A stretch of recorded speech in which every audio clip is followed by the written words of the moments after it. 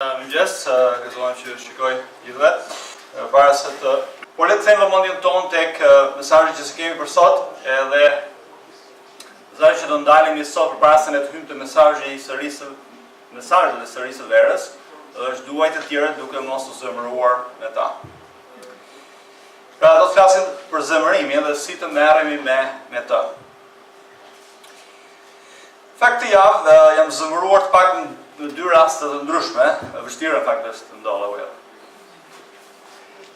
Mëse në fakt nuk reagova me zemërim, përse kisha një farë zemërimi nga brenda, edhe ishte një situatë vërtet e çuditshme, më ndodhi që diçka që në fakt as nuk e prisja, as nuk mund të shkonte në mend fakt që ndodhte diçka e tillë, edhe u kapa faktikisht i pa përgatitur. Dhe ju më thoni çfarë mund të ketë qenë kjo gjë që nuk ka kapur mua pa përgatitur.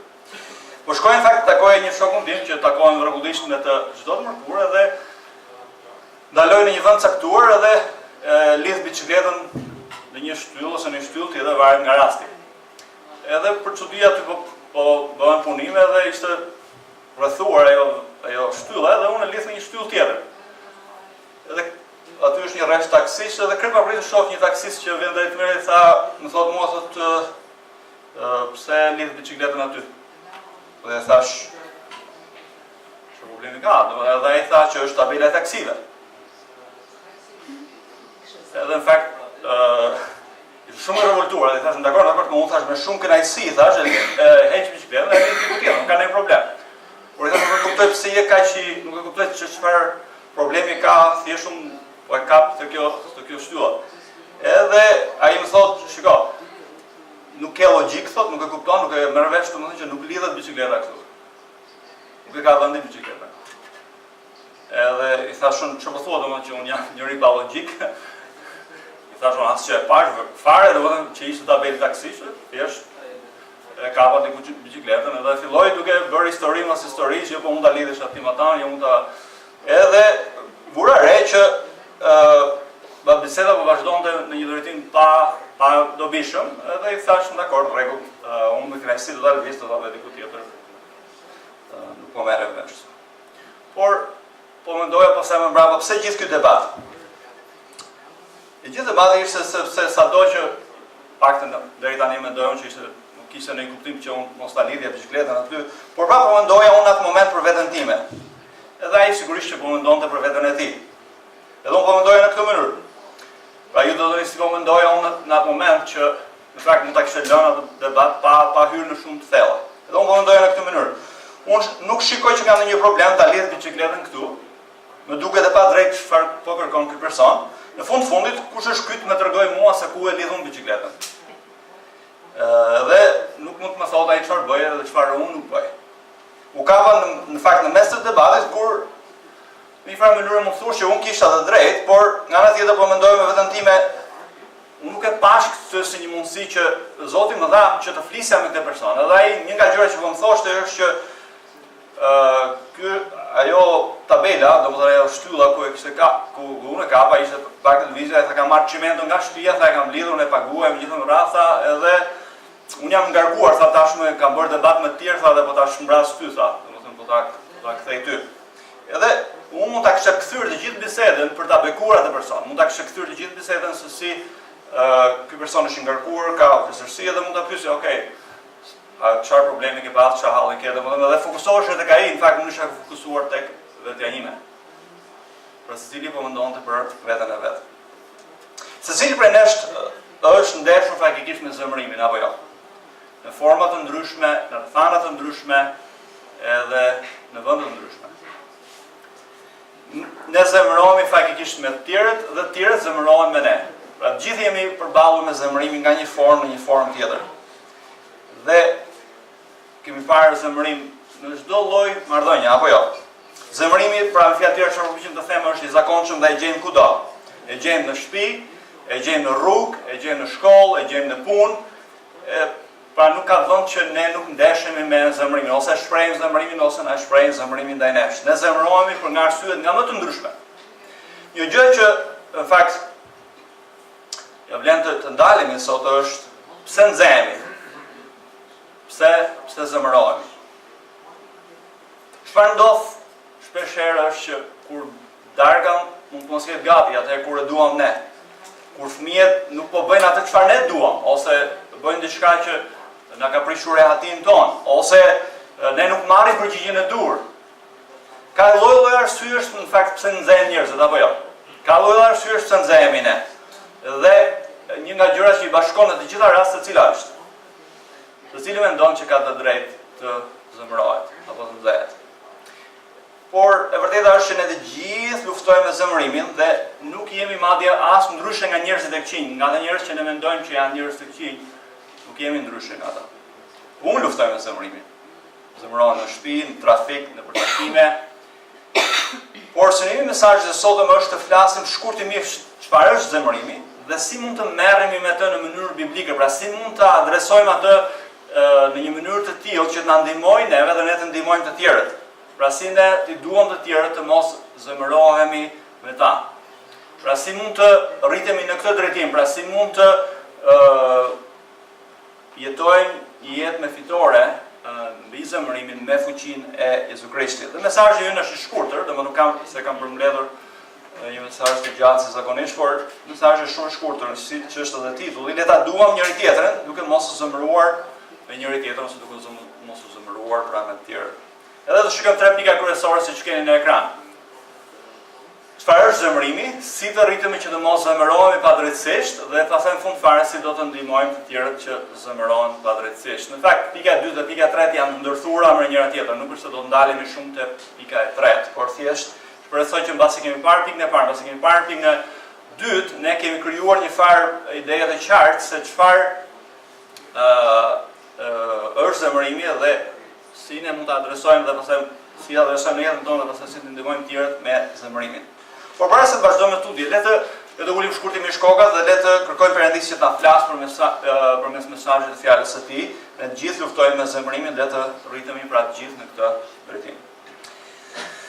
Padre dashur, ne afrohemi në praninë tënde të shenjtë dhe kërkojmë hir në mëshirën tënde. Lutem o Zot që fjala jote do të na flas qartë sot, lutem që fryma jote e shenjtë do të na hap mendjet dhe zemrat tona, do të na zbulojë Zot gjendjen në cilën ne jemi.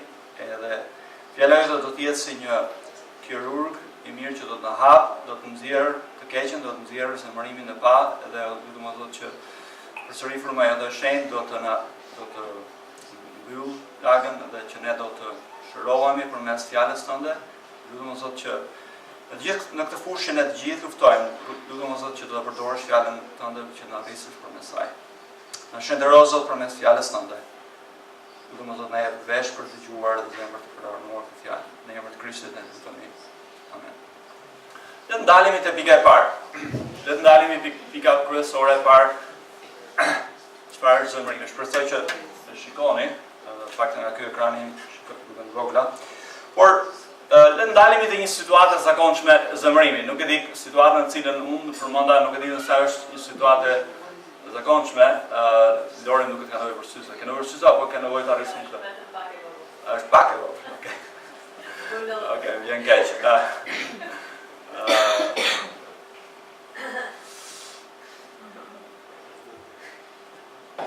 Në fakt më mendoj se komandoj vetëm unë këtë gjë. Më duka. Mirë, le të kthehemi te pika e parë. Çfarë është zemërimi? Pra siç thash, nuk e di nëse situata që unë përmenda është një situatë e zakonshme, por le të ndalemi në një situatë e zakonshme. Situata më e zakonshme është zakonisht zemërimi midis një burri dhe një gruaje, dhe një situatë të tillë e kam lexuar tek një libër. Në fakt, këtë thelbin e predikimit kam marrë nga një këshillues biblik, por në fakt unë e kam lexuar të njëjtën libër dhe kam të njëjtën histori dhe në kohën e fundit kam lexuar këtë histori nga ky libër. Zemra dinamike në jetën e përditshme. Dhe historia shkon pak a shumë kështu. Një burr u zu me gruan e tij. Gjë e çuditshme apo jo? Nuk ndodh asnjëherë. Asnjëherë nuk ndodh apo jo. Po ju më thoni, kjo është zakonshme që zihen, po ju do thoni për çfarë u zun këta. Në përgjithësi, ai ishte një burr i palumtur, por kishte ardhur një moment që kishte shpërthyer me zemërimin e tij saqë ishte habitur edhe ai vetë dhe gruaja e tij. Që domosdoshmë mund të ishte zemëruar kaq shumë. Fjalët që ai nxorri nga goja e tij në atë moment të frikshëm mund të përshkruhen vetëm si fjalë të liga. Në atë moment ishte një sjellje egër, ai filloi me doli me vrull nga dhoma, domethënë me kështu furishëm, duke goditur çfarë gjente përpara. Ai madje bëri edhe një vrim në derë. Burra zakonisht kur ndehen, përdorin edhe grushtin edhe duke qenë ai derë e dobët, dhe bëri një vrim me grusht në derë. Edhe në mbrëmje, ai u largua prej shtëpisë edhe shkoi në një bar kafe për tu qetësuar për disa orë. Zemërimi i burrit i shprehur në një mënyrë në fakt vërtet pazakontë, të dëmshme dhe mëkatare ndaj bashkëshortes ishte faktikisht shkaku i konfliktit. Shpërthimi i tij fare mirë mund të cilësohet një zemërim zënke nëse përdorim në fakt atë fjalë që përdor apostulli Paul te Galatësve 5:20, në fakt zënka, siç quhet Galatësve 5:20 është vepra e mishit. Tani nëse ndjekim gjithë temën e zemërimit në fjalën e Perëndis, na jep mjaft arsye për diskutuar në lidhje me zemërimin, por çështja është këtu. Burri u zemërua me bashkëshorten e tij, apo jo, kjo është shumë e qartë. Por pyetja që duket shumë qartë është që ose gjëja që ne mund të themi shumë fare qartë është që ky burr nuk duhet zemërohet me gruan e tij, edhe ai duhet që të reagojë ndaj gruas së tij me dashamirësi, me buqësi, me vetkontroll, edhe kjo është e qartë apo jo? Gjithë bjem dakord deri në këtë pikë. Por e vërteta është kjo. Përgjigjja jonë tipike cila është kur zemërohen? Kur shprehim inat ndaj tjerëve. Ja themi edhe vetes, u themi edhe tjerëve. Mund të themi person më fal, unë nuk do zemërohem më, por në fakt çfarë ndodh? Ne zemërohemi në të njëjtën mënyrë herën tjetër, mbas edhe më keq. Zemërimi i ka rrënjë shumë thellë. I ka rrënjë thellë në mënyrën si ne mendojmë, në gjërat që ne dëshirojmë dhe në gjërat që ne besojmë. Gjërat që ne adhurojmë. Pra nuk është që lehtë të hiqet zemërimi. A mund të themi këtij personi që thjesht hiqet zemërimin, mos u zemëro më. Edhe ti duhet të jesh i butë me gruan, dhe mos mund të flasësh gruas në këtë mënyrë. Dhe ai sigurisht që e di, ai është fajtor madje që e ndjehet fajtor që ka folur në atë mënyrë me bashkëshorten. Ne gjithë ndjehemi fajtor, dhe ne gjithë dimë që duhet zemërohemi, apo jo. Por e vërteta është që ne gjejmë vetveten duke zemëruar në çdo rast që ne kemi thënë që s'do zemërohemi më. Apo jo. Çështja është si ne të kuptojmë zemërimin dhe të shkulim zemërimin. Në fakt për të kuptuar më shumë zemërimin, le të konsiderojmë në fakt 6 vërteta që kemi edhe në ekran në lidhje me zemërimin. Ne shikojmë vërtetën e parë që gjejmë te Efesianëve kapitulli 4, vargjet 26, 27 dhe 31. Zemërimi është mëkatar. Tani, e vërteta që ne mësojmë është që si thuhet e vargu 26 zemëro, por mos mëkatoni, edhe në pamjet e parë është e qartë që ka zemërim që është i drejtë, dakor? Ka vend që ne të zemërohemi, por në fakt ne sot nuk do të merremi me këtë lloj zemërimi, sepse çfarë ndodhte?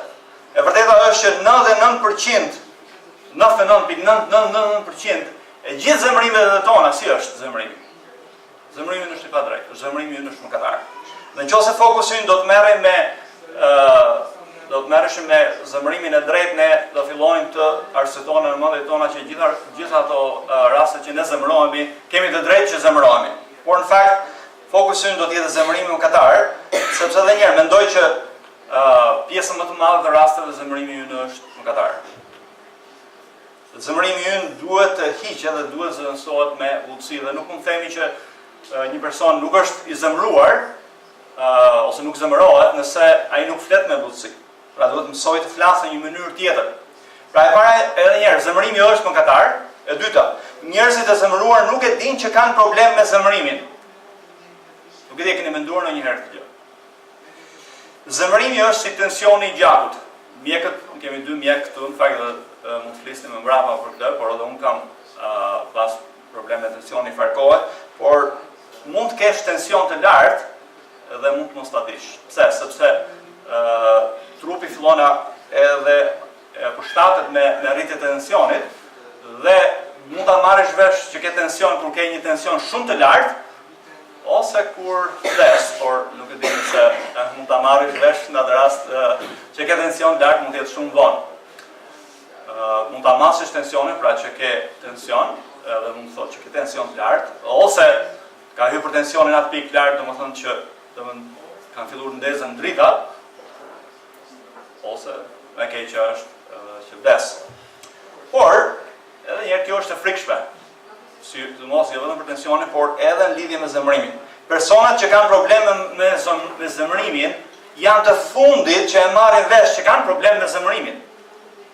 Njerëzit e zemëruar janë të verbër njësoj si njerëzit që janë të zoturuar nga urrejtja. Në fakt, tek e para e Gjoni 2:11 thuhet kështu: por ai që urren vëllain e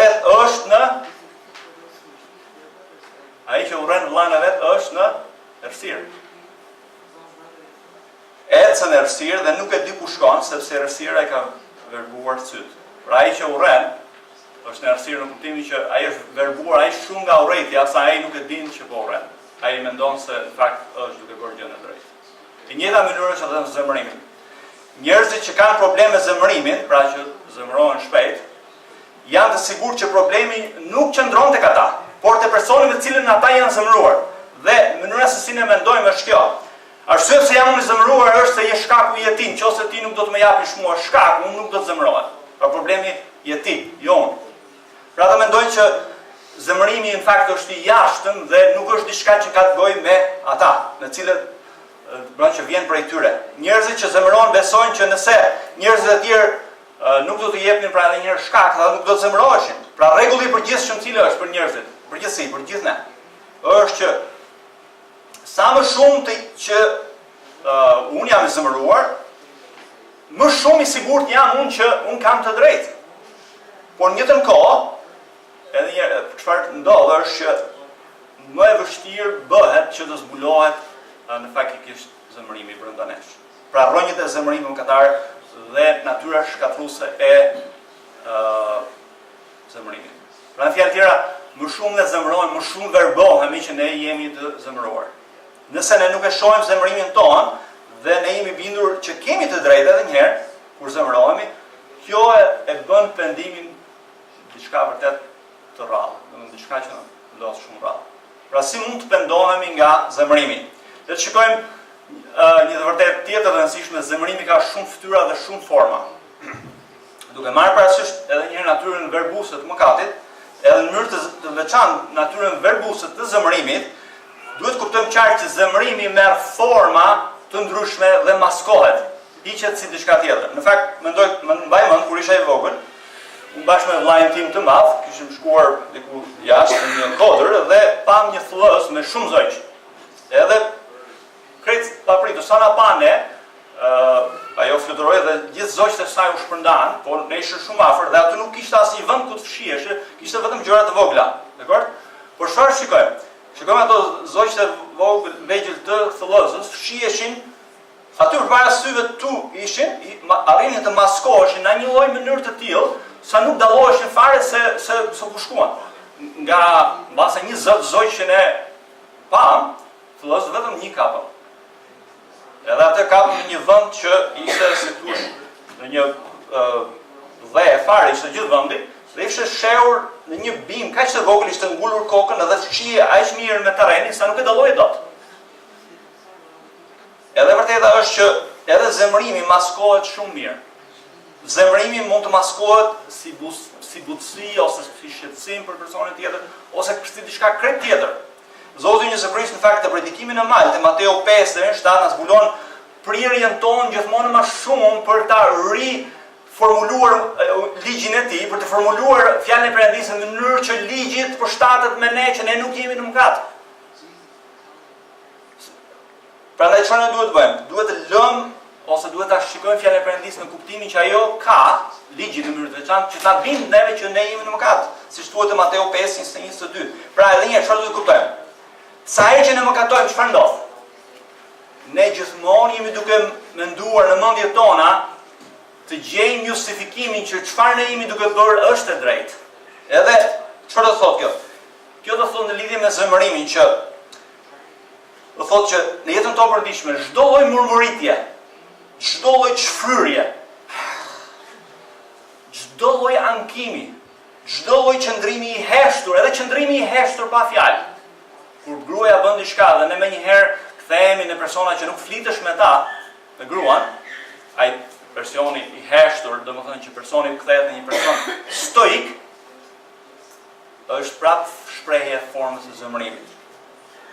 Apo çfarë do lloj shikimi e tjetrit me inat, me zemërim, me gjykim, me dënim, mund të shtosh të tërë listën e gjatë në faktikisht të zemërimit. Forma nga më të ndryshme që mund të marrë edhe një herë zemërimi. Pastaj, me lejon të them një të vërtetë të madhe, që mbase nuk e keni menduar ndonjëherë këtë, po e vërtetë e katërt është që zemërimi është bashkëpunim me Djallin.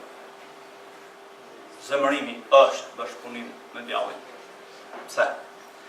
Në mënyrë specifike, ju keni edhe një pasazh, që unë do t'ja kujtoj, por keni një pasazh tek, një citim brenda buletinit nga një autor dhe thot është një kontratë demonike, djallëzore, nuk them e mirë, që përdor Satani për të sklavëruar dhe mbajtur dominimin e tij. Vini re se pozicionet mbrojtëse dhe sulmuese janë frutët e para të simpative tona satanike në kopësh. Pra ai çfarë po thotë është që të gjitha pozicionet që ne kemi që mbarim në mbrojtje të vetes tonë në situatat e zemërimit.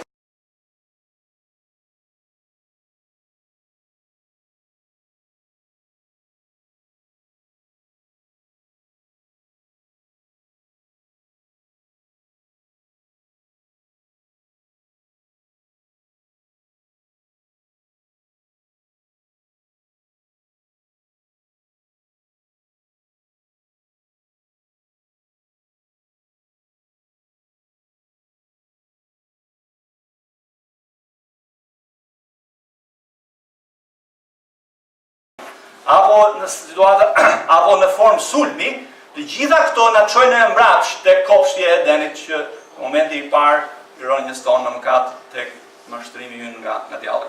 Por më lejon të kujtoj te Jakobi 3:15 thotë qartë që zemërimi vjen nga Djalli. Shikoni edhe te Efesianëve 4:26, në fakt do të shkojmë në fakt më poshtë aty. Mos i jepni zemëroni dhe mos ngatoni, thotë mos i jepni vend Djallit. Kur do herë që ne zemërohemi me zemërim mëkatar, ne po japim territor Djallit, po japim pjesë nga jeta jonë. Kjo na ndihmon edhe një herë për të qartësuar që kur ne zemërohemi, nuk jemi ne mendojmë që nuk jemi ne shkaku, po janë të tjerët janë shkaku. Por çfarë mësojmë në këtë pasazh është që zemërimi është djallëzor, vjen nga Djalli. Në fjalë të tjera, ne mendojmë që gjithmonë problemi është atje jashtë, nuk jemi ne. Po këto vargje na tregojnë edhe shumë qartë që ne nuk duhet të luajmë me zemërimin. Të luash me zemërimin është një lloj sikur të luash me zjarrin. Nëse luan me zjarrin, thot populli, do të digjesh dhe nuk do të qëndrosh pa u djegur, edhe nëse luan me zemërimin dhe nuk merresh me të si duhet. Prandaj është rëndësishme të kuptojmë që kjo vërtet është mjaft e madhe që zemërimi është bashkëpunim me Djallin. Pastaj, Jezusi nga ana tjetër vërteta e pesë është asnjëherë nuk u zemëruan ndaj ofendimeve personale. Vinëre, nëse ne lexojmë të gjithë ungjit, do të shikojmë që Jezusi asnjëherë nuk e shikojmë që megjithëse ai vjet në provë, megjithëse fyet nga drejtuesi fetar, ai asnjëherë nuk e ktheu përgjigje atyre me zemërim. Megjithëse Jezusi e shikojmë që u zemërua në një sër raste, në të gjitha këto raste nuk ka të bëjë me Jezusin personalisht, por ka të bëjë me padrejësinë që bënin të tjerët ndaj të tjerëve. Në mënyrë të veçantë kur bëj padrejësi ose me fjalë drejtuesi fetar, zakonisht që ishte ai i zemëruar, kur pengonin njerëzit të adhuronin Perëndin e vërtetë. Dhe e vërteta është që ne nuk e shohim asnjëherë Jezusin të ofendohet, të zemërohet, kur ai ofendohet personalisht ose kur fyet personalisht nga kushdo. Edhe në fakt kemi një pasazh që na kujtonte e para Pjetrit 2:23 thuhet qartë, thuhet për Zotin tonë Jezusi Krisht. Kur e thyenin, nuk e kthente thyrjen. Kur vuante, nuk kërcënonte, por dorëzoi tek ai që gjykon drejtësisht. Tani, sigurisht që kjo nuk do thotë që ne duhet të mbyllim gojën, pra ne duhet të kuptojmë qartë. Kjo nuk do thotë që ne duhet të mbyllim gojën kur njerëzit na ofendojnë ose kur njerëzit sillen në mënyrë të padrejtë ndaj nesh. Por çfarë duhet kemi parasysh?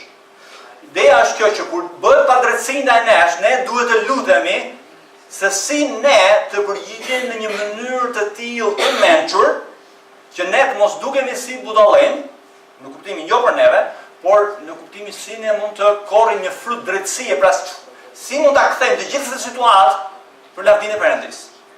që kur përballemi me padrejtësinë, të bëjmë drejtësi, të bëjmë atë që është e mirë. Në rastin tim, për shembull, javën e kaluar, megjithëse unë nuk u përgjigja faktikisht me zemërimin, thash me shumë kënaqësi, thash nuk kam problem, mund ta vë diku tjetër, por thash por që të kuptoj se si ti mendon. Por prapse unë isha fokusuar tek thjesht a është e drejtë apo jo. Prapë isha fokusuar te vetja. Por në atë moment çfarë mund të kisha bërë? Mund të isha fokusuar tek ky person. Okej, mund ta shqetësuar se cili është shqetësimi, okej, fal, nuk e kisha parë, do ta kisha parë, mund ta vendos këtu pas një lloj problemi. Edhe mund ta kishte kthyer në një bisedë për të drejtuar atë te Zoti, për të drejtuar për të kuptuar nevojën që mbi gjithë ai ka për Jezu Krishtin. Mund ta kishte kthyer në një bisedë për Ungjillin. Por unë faktikisht ktheva në një bisedë për mua nëse ka mund të drejtë apo jo. Dhe e gjashta, vërtet e fundit e gjashtë është Perëndia është xheloz për njerëzit e zemëruar. Do të thënë kjo. Te letra e Jakobit 4:5 thuhet kështu. Fryma që rri në ne alakmon deri në xhelozi. Çfarë do thotë ky pasazh? Po na thotë që Perëndia na e ndjek njeriu e zemëruar, për Perëndia na don e vaj shumë, a ndjek ne dhe hap pas hapi do që ne ta shëroj nga zemërimi. Perëndia do që na çliroj neve nga skllavëria e zemërimit. Dhe ai do që na largoj nga kjo lloj mbretërie e inatit dhe zemërimit dhe të na çojë në mbretërinë e tij të paqes. Pra Zoti na don e vaj shumë sa ai do që të na ndihmojë. Pra ai është xhelos në kuptimin që do të na ndihmojë deri në fund. Tani le të ndalemi shkurtimisht, pak nuk shkurtimisht, le të ndalemi gjatë. Kemi parë shkurtimisht çfarë është një farë mënyrë zemërimi, por si të arritemi që të mos zemërohemi padrejtësisht. Tani ne mund të flasim për shumë pasazhe të tjera nga Bibla, mund të flasim pas 50 gjëra të tjera më shumë në lidhje me zemërimin, mund të flasim për shembull për pasazhin nga Fjalët e Urta, që mund të flasim për natyrën shkatrimtare të zemërimit, ose ne mund të flasim siç na thuhet te Jakobi 1:20 që zemërimi i njeriu nuk kryen drejtsinë e Perëndisë, që do thotë që ne mendojmë që duke u zemëruar ne do t'i vëmë gjërat në vendin e dur, në fakt nuk e kryen atë drejtsinë e Perëndisë. Apo mund të flasim po te Jakobi 1:19 që ne duhet jemi të ngadalshëm në të dëgjuar apo jo. Do të jemi të shpejtë në të dëgjuar dhe të ngadalshëm në zemërim. Pastaj ne mund të flasim nga Jakobi kapitulli 4 1-10 mbi burimin e zemërimit, pra nga çfarë na çon neve në zemërim, se do ndalim pak më vonë. Mund të flasim për natyrën rezistuese të zemërimit. Pra ideja është që ata që janë zemëruar gjithmonë më shumë rezistojnë që nuk janë zemëruar. Do mendojnë asnjëherë nuk mendojnë ata që janë zemëruar që janë zemëruar. Por le të flasim për disa minuta si të merremi me zemërimin biblikisht. Pra mund të flasim për gjitha këto gjëra të ndryshme. Por le ndalemi së mbi një përkufizim biblik. Çfarë është zemërimi? Tani, zemërimi është një emocion natyral ose natyror që Perëndia ka ndërtuar brenda nesh, brenda përvojës tonë njerëzore në mënyrë që na jap neve mundësinë të shprehim një pakënaqësi. Dakor? Pra kjo është thelbi. Por pse shumë njerëz e lëndojnë njëri tjetrin me zemërimin e tyre, kur zemërimi në fakt është një emocion natyral që na ka dhënë Perëndia. Problemi është që çdo gjë të mirë që na ka dhënë Perëndia ne kemi kthyer mraps ose mbas rënjes tonë është shtrembëruar, është kthyer komplet në krahun e kundërt. Por le të kuptojmë rrënjët e zemërimit. Nga ka burimin zemërimi? Nuk e di, a kemi menduar ndonjëherë se nga ka burimin zemërimi juaj? Problemi vërtet është zemra jonë. Por çfarë duam të themi ne kur themi zemra jonë? Kur merremi me zemërimin, ne nuk mund të merremi me zemërimin njësoj si mëkatet e tjera. Për shembull, janë disa mëkate që ne mund t'i ndalojmë më shpejt, por kur vjen puna tek zemërimi, kur nxehemi, ne nuk mund thjesht t'i themi vetes apo të tjerëve që je gabim, duhet pendohesh dhe ndrysho. Pse nuk ndalojmë së nxehuri? Ideja është kjo, që sa herë që i kemi thënë neve personat të tjerë me cilët ne jemi zemëruar që nuk do zemërohemi më. Sa herë kemi thënë vetes tonë që ne nuk do zemërohemi më. Edhe prapë jemi zemëruar në një mënyrë mos më keq herën tjetër. Problemi është se ne nuk kemi shkulur çfarë? Rrënjët. Qose ke një bim të keqe dhe thjesht e pret nga lart edhe ja lën rrënjët poshtë, çfarë ndodh? Ai do të rritet prapë, do dal prapë. Pra edhe me zemërimin, nëse nuk merresh me rrënjët e zemërimit, nuk mund ta shkulësh zemërimin, nuk mund ta heqësh zemërimin. Por le të shkojmë fakt tek hapim Biblën tek Efesianëve kapitulli 4, vargu 26 dhe 27. Efesianëve kapitulli 4, pra ky është pasazhi kryesor që ne do ndalemi sot, pra Efesianëve kapitulli 4, vargu 26 deri 27. Në fakt, gjithë pasazhin duhet të por do ndalem me fillimin vargjes së Gjashtë të 7. Shikoni, është pasazh që unë e citova pak më herët, thotë zemëroni dhe mos mëkatoni. Edhe këtu ideja është mos mëkatoni, thotë me zemërim mëkatar. Tani në mënyrë që ne të kuptojmë kontekstin e këtyre fjalëve, këto fjalë janë në këtë kontekst, edhe na duket neve që zemërimi është diçka që ne mund ta ndalojmë në këtë kontekst në cilin na thot Pali.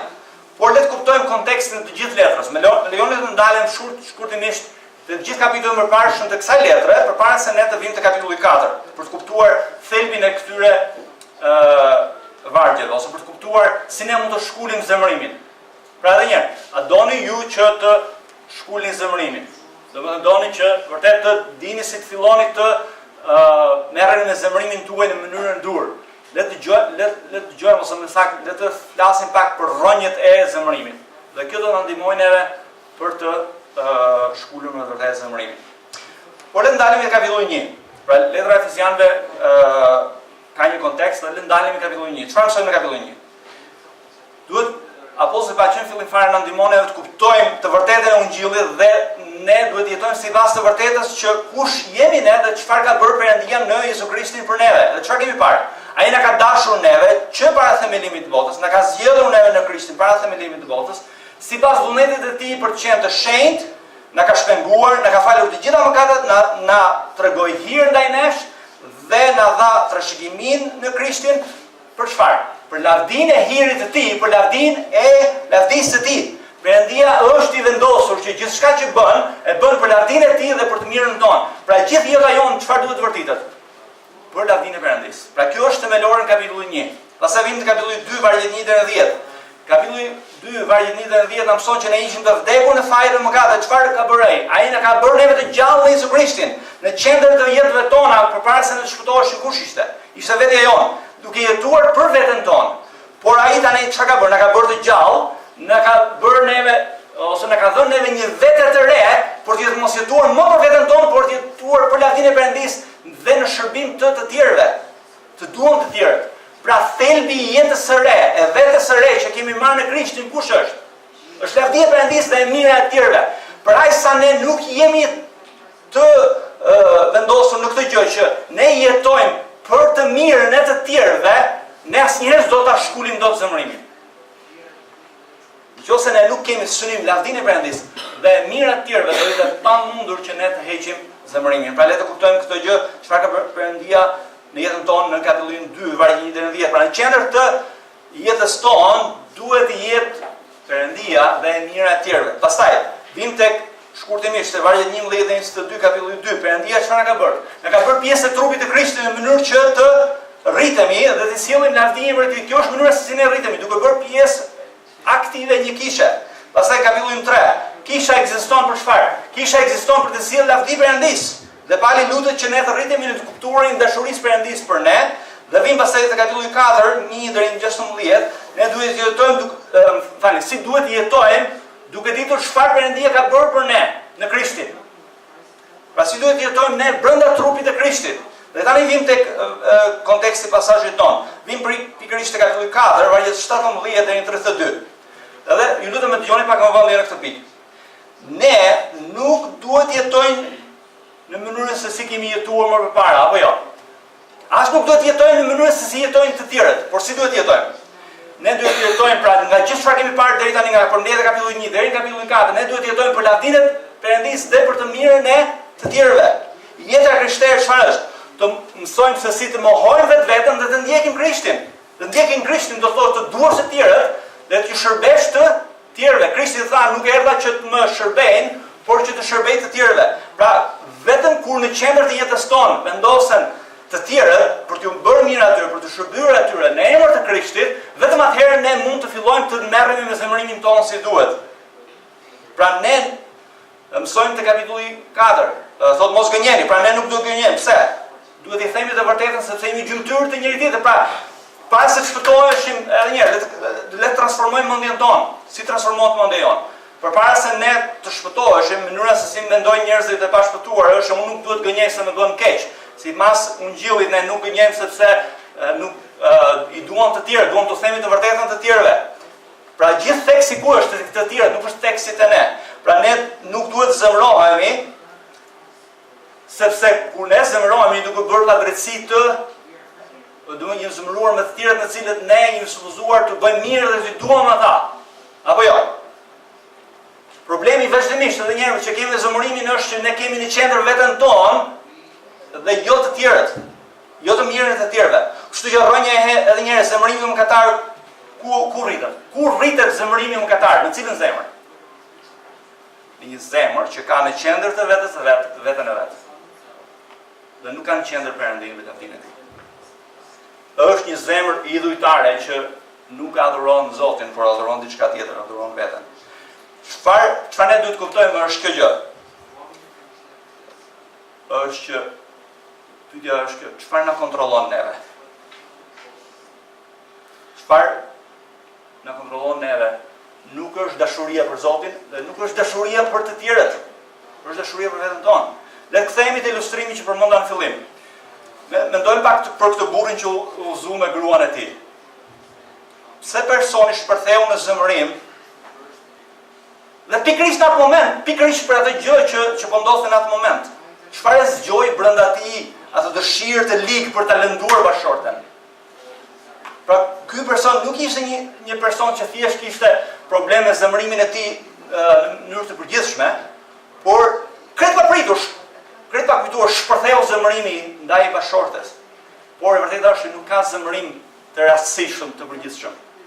Ekziston edhe një zemër, pra ne që besojmë gjëra caktuara, dëshirojmë gjëra caktuara, zgjedhim gjëra caktuara dhe adhurojmë gjëra caktuara dhe thjesht kur ne nuk marrim atë që duam, ne shpërthejmë në mënyrë zemëruese për t'i marrë ata. Kur ne zemërohemi, në fakt çfarë zbulohet?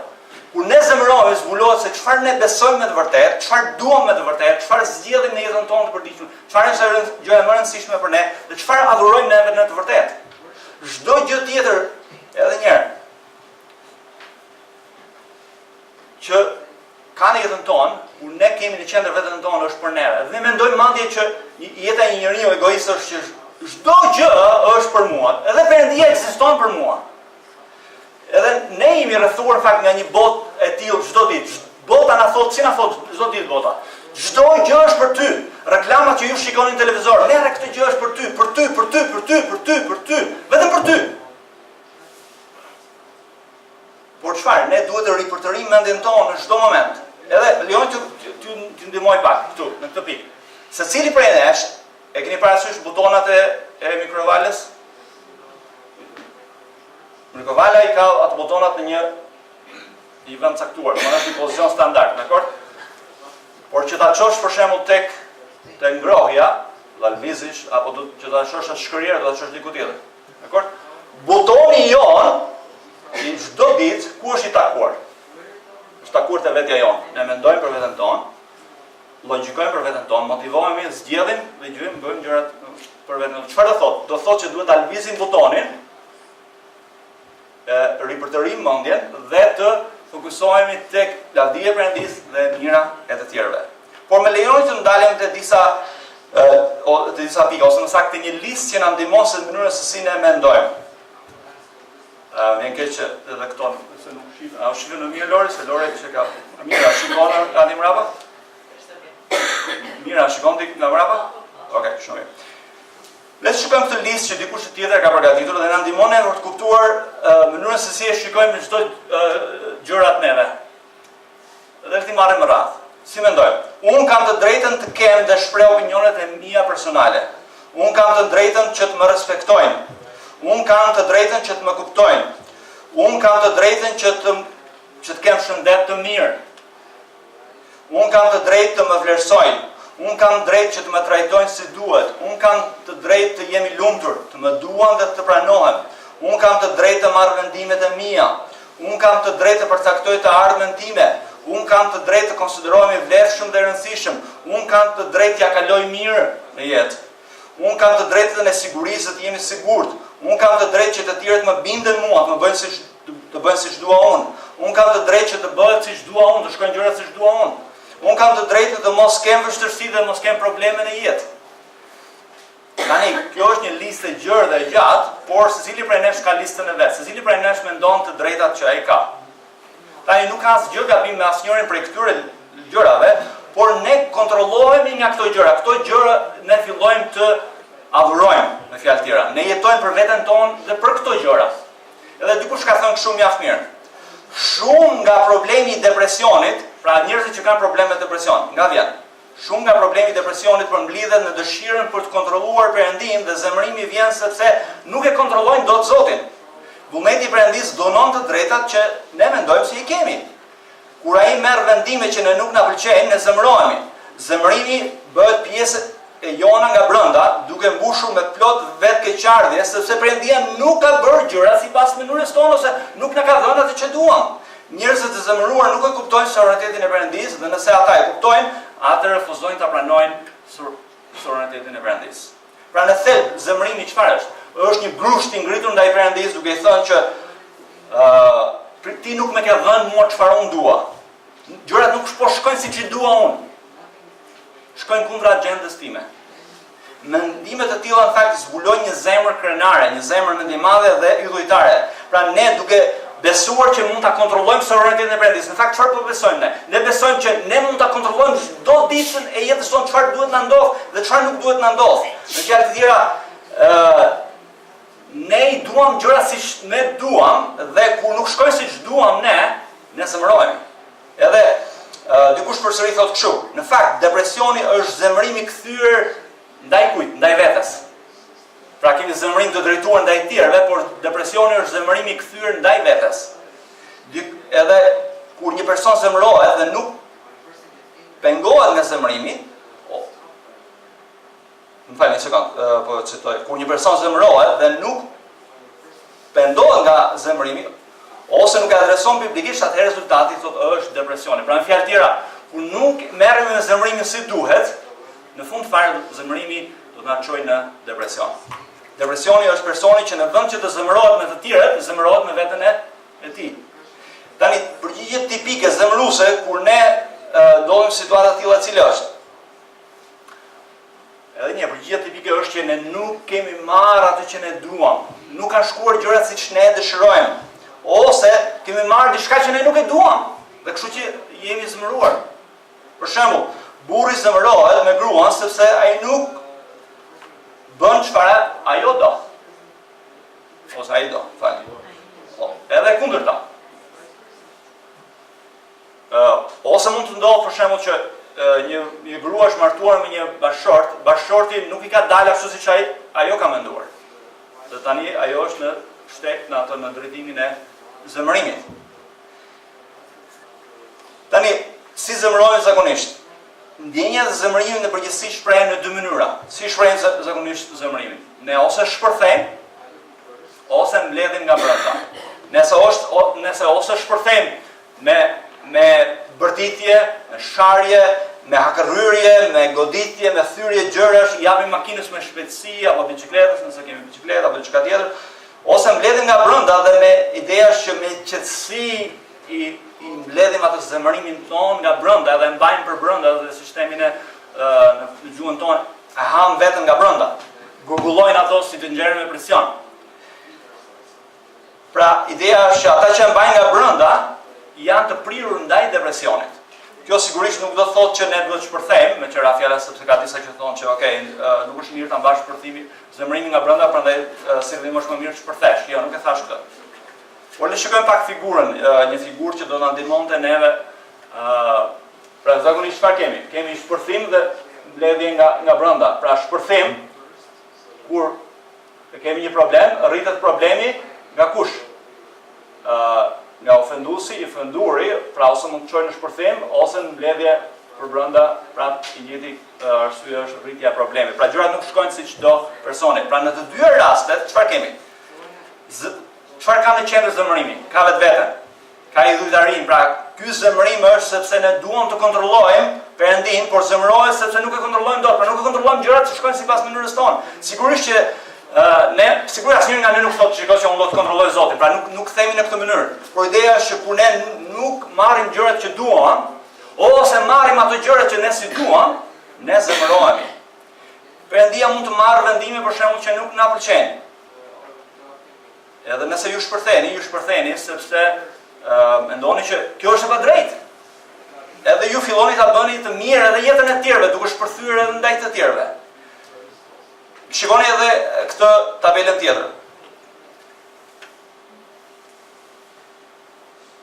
Pra, nga një anë kemi edhe njerëz si thash, zemërim që shpërthen ose zemërim që e mbajnë nga brenda, blu, edhe zemërimi për brenda zakonisht si është, mbushet me vetkeqardhje, s'mund të ndodh, mua kjo pse gjë më ndodhi, mua gjithë më radh.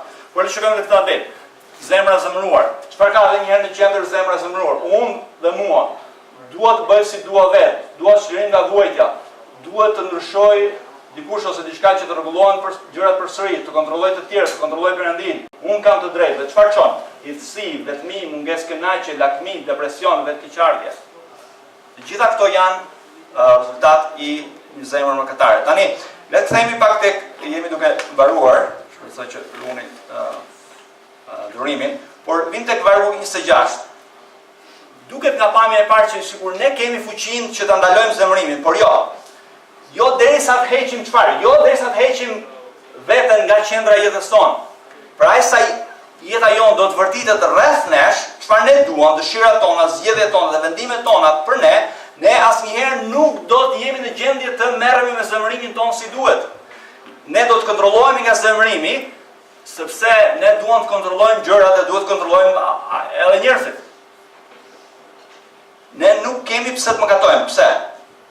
Sepse ndryshimi mund ndodh më një herë. Si? Kur ne shkojmë përpara Perëndis dhe i themi Perëndis, po unë Perëndi kam një problem me zemërimin, rrëfejmë që unë kam një problem me zemërimin, rrëfej se ku qëndron problemi dhe filloj që të adresoj këtë problem duke hequr vetveten nga qendra e jetës time dhe duke vënë Perëndin dhe lavdinë e tij dhe të mirën e tjerëve në qendër të jetës time. Pra duhet të ripërtërim mendjen në anë të fjalës Perëndis. Me anë të hirit të tij ne duhet heqim zemërimin dhe zëvendësojmë atë me duke fokusuar të mirën e të tjerëve, duke çfarë mund të bëjmë atyre mirë. Por edhe një mbajeni mend, nuk do të heqim dorë nga zemërimi derisa të heqim dorë nga vetja jonë. Pra me fjalë tjera, nëse vetja jonë do të jetë në qendër të jetës tonë, nuk do të heqim dorë, ne do të kemi vazhdimisht probleme me zemërimin. Tani, një gjë tjetër, çfarë na zbulon zemërimin? Ndërkohë që përpiqem të përmbledh disa gjëra për shkak të kohës. Kur ne zemërohemi, zbulon neve si mendojmë, çfarë zgjedhim, zbulon çfarë ne besojmë realisht, zbulon se çfarë gjërash jemi të përkushtuar neve. Pra fjalë tjetër, zemërimi zbulon çfarë besojmë neve për Perëndin, çfarë besojmë ne për veten tonë, çfarë besojmë ne për jetën, çfarë besojmë ne për botën, çfarë besojmë ne për të tjerët.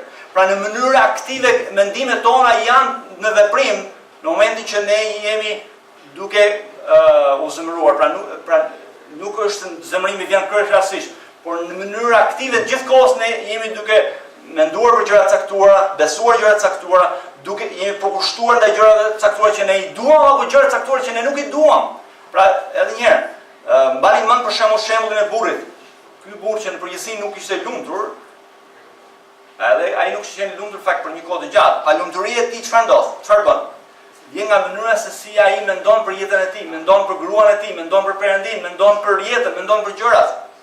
Pra zbulon në vetvete se çfarë beson në tërësi dhe pa ndryshuar mënyra se si ai mendon, gjërat që ai dëshiron, gjërat për cilët ai është përkushtuar, gjërat që ai beson, do të jetë pamundur që ky njeri të vërtetë të mund të liksin, të mund të zemërimin.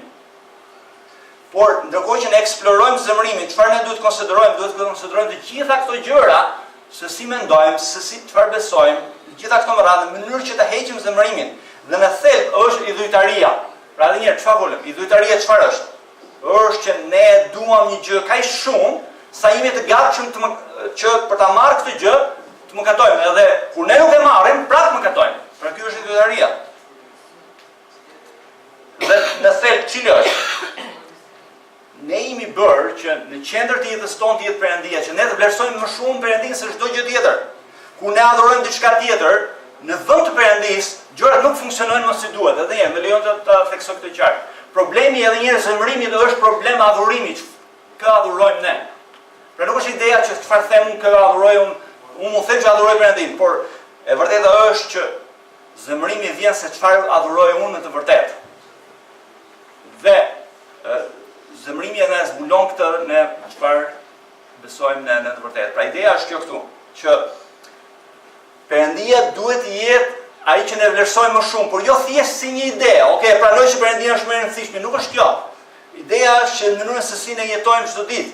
Pra ideja është kjo që adhurimi nuk është thjesht patjetër që adhurimi është të adhurosh ditën e diel me këngë gjithë këtë radhë. Por adhurimi i vërtet është që unë e vlerësoj Perëndin më shumë se çdo gjë tjetër dhe jam i gatshëm të bindem fjalës së tij në çdo fushë të jetës time, në çdo rrethant të jetës time. Pra ajo është më e rëndësishme, fjala e tij është më e rëndësishme dhe do të bindem atij. Pra në fjalë tjera, praktikisht shifet se kush është në qendër të jetës tonë. Edhe kur ne zemërohemi, duhet të pyesim çfarë zbulon zemërimi. Pra si mendojmë, çfarë besojmë e gjithë më radh. Çfarë jemi të kushtuar. Le të themi edhe një herë shumë shkurt tek shembulli i burrit që shpërthen ndaj gruas së tij. Çfarë zbulon se si ai mendon si bashkëshort? Çfarë ai mendon për Perëndin? Çfarë ai mendon për gruan e tij? Gjërat që ai bën çdo ditë. Mënyrën se si e shpenzon kohën e tij. Çfarë tregon se çfarë është i përkushtuar ai? Çfarë ai bën me kohën e tij? Çfarë bën me paranë e tij? Si i shpërdoron ata? Ai ndjek në mënyrë aktive fjalën e Perëndis. Pra apo ndjek Perëndin vetëm për të marrë gjërat që ai do. Pra të adhurosh Perëndin do të thotë të bindesh Perëndis me dëshirë. Kështu që mënyra se si burri e trajton gruan nuk është thjesht që un kam synim që të jem i mirë me gruan time, por tregon e vetvete besnikërinë që un kam ndaj Perëndis, ndaj cilit un duhet të jem besnik. Pra në mënyrën se si ne duhet merremi me zemërimin është të kuptojmë thellë ne vetveten tonë, të shkulim ato rrojnë. Pra tek mendimet, ndjenjat, zgjedhjet që bëjmë neve, që kanë bëjë qoftë me Perëndin, për veten të tjerë dhe gjithë situatat. Pra duhet ndodh ky ndryshim. Mënyra si mendojmë për Perëndin, për veten tonë të tjerë dhe situatat. Pa ndodhur ky ndryshim është e pamundur që ne të përballemi si duhet me zemërimin.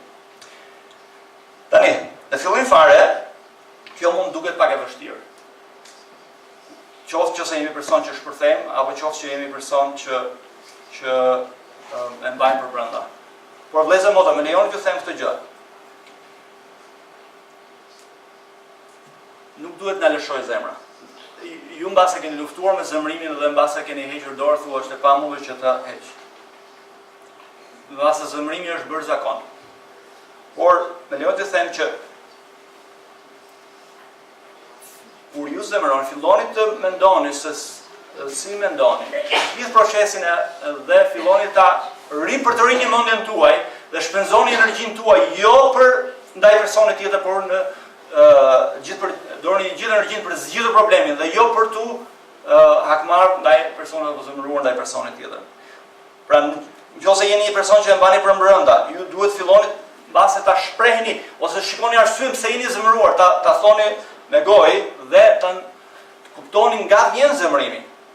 Pra në fillim mund duket e vështirë, por me kalimin e kohës ne duke filluar të kuptojmë qartë se me çfarë jemi zëruar, mendimet tona, zgjedhjet tona, edhe gjërat çfarë jemi përkushtuar, dhe nëse ndryshojmë në këtë nivel, do të ndryshojë edhe zemërimi ynë. Por për ta mbyllur, unë ju kërkoj të gjithë ne kemi nevojë të kuptojmë të rritemi në sovranitetin e Perëndis. Kur ne kuptojmë sovranitetin e Perëndis, që ai është sovran dhe gjithçka ai bën për ladinë e tij dhe për të mirën tonë, kjo do të revizionalizojë mënyrën se si ne mendojmë në çdo situatë. Pra të merresh me zemërimin, duhet të mendojmë në gjithë procesin e të menduarit, gjërat që besojmë gjithë më radh. Kështu që më lejoni të kujtoj një tabelë të fundit, kur ne kemi Perëndin në qendër.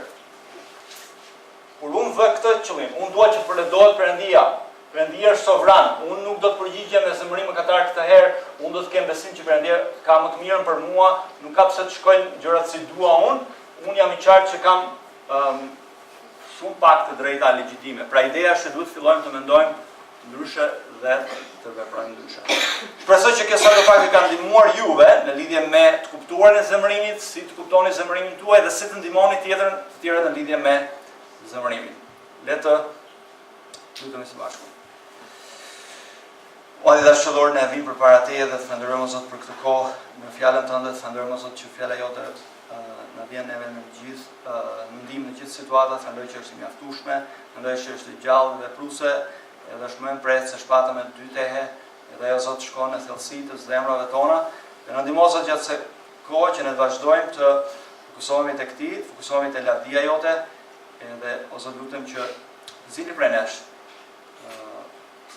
në hirin tënd o Zot, në frymën e shenjtë, të kuptojmë në të fusha Zot ku kemi ne dhe vetëm në qendër të jetës tonë. Ku nuk kemi në qendër lavdinë tënde, por lutem o Zot që ne me hirin tënd ta mohojmë vetëm dhe të jetojmë për Krishtin dhe për lavdinë e tij. Të shërbejmë të tjerëve në emër të Krishtit. O Zot na ndihmo neve që në ato fusha që ne luftojmë në zemërimin, ndihmo Zot që fjala jote të na flasë më qartë edhe të porsin në zemërimin, edhe që lutem Zot që fruti i frymës të jetë i pranishëm në jetën tonë, që ne të jetojmë për lavdinë e Krishtit. Në emër të Cilin ne lutemi. Amen.